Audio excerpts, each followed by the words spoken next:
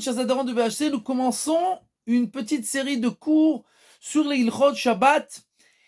Et la majorité des gens, quand on leur pose la question qu'est-ce que c'est que Shabbat, ils vont te dire ça c'est interdit, ça c'est interdit, ça c'est interdit, on n'a pas le droit de voyager, on n'a pas le droit d'allumer la lumière, etc., etc. Mais en fait, la vérité, c'est que Shabbat, c'est tout à fait quelque chose d'autre. Puisque la Torah nous dit Shabbat va'inafash. Shabbat, c'est pour se reposer, c'est pour kiffer, c'est pour prendre du plaisir, c'est pour être avec la famille, c'est pour se déconnecter, c'est pour un peu réfléchir, c'est pour avancer, etc. Et pour cela, alors on t'a dit déconnecte-toi, ne voyage pas, n'allume pas la lumière, etc. Mais c'est pas du tout l'essentiel de la mitzvah de Shabbat. La mitzvah de Shabbat, c'est de prendre du plaisir. Et pour cela, on te dit déconnecte-toi de la manière dont tu vis pendant la semaine. C'est pour ça que nos sages ont fait une des règles qui est d'interdire d'utiliser toutes sortes d'ustensiles qui peuvent faire que si on va les utiliser, alors notre journée de Shabbat va avoir l'air d'être exactement une journée ordinaire comme toutes les autres journées.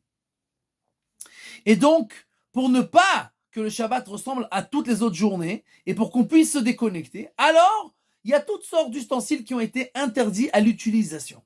On va parler de la première sorte, Kli shemelarto leisur, un ustensile dont l'usage est de faire quelque chose qui est interdit Shabbat. Par exemple, une marmite. Une marmite, c'est pour cuire. On n'a pas le droit de cuire Shabbat.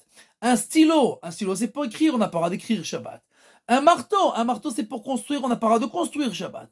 Donc, c'est un ustensile dont l'usage est pour faire quelque chose qui est interdit Shabbat. Nos sages, donc, ont dit, bien entendu, qu'on n'a pas le droit d'utiliser, de toucher, de déplacer. Par exemple, on a le droit de toucher, on n'a pas le droit de déplacer ce genre d'ustensile. Mais, si l'on veut l'utiliser, ces ustensiles pour leur corps, pas pour leur usage ordinaire. Par exemple, je suis en train de lire un livre et j'ai besoin d'un marque-page. Je n'ai pas de marque-page. J'ai le droit de prendre le stylo et d'utiliser son corps, pas son usage. L'usage, c'est d'écrire, on n'a pas le droit. Mais son corps est de le mettre en tant que marque-page. J'ai des noix que je veux ouvrir, mais j'ai rien pour les ouvrir. J'ai le droit d'utiliser le marteau, pas pour construire, on n'a pas le droit de construire, mais pour utiliser son corps pour casser les noix. Etc., etc.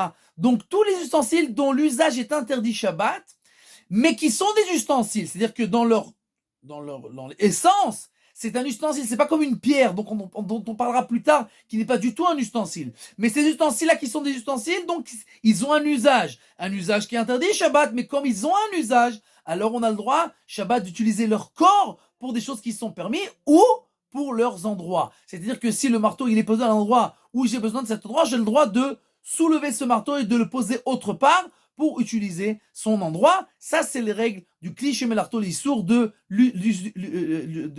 l'ustensile dont l'usage est interdit. Et demain, on continuera avec d'autres sortes d'ustensiles.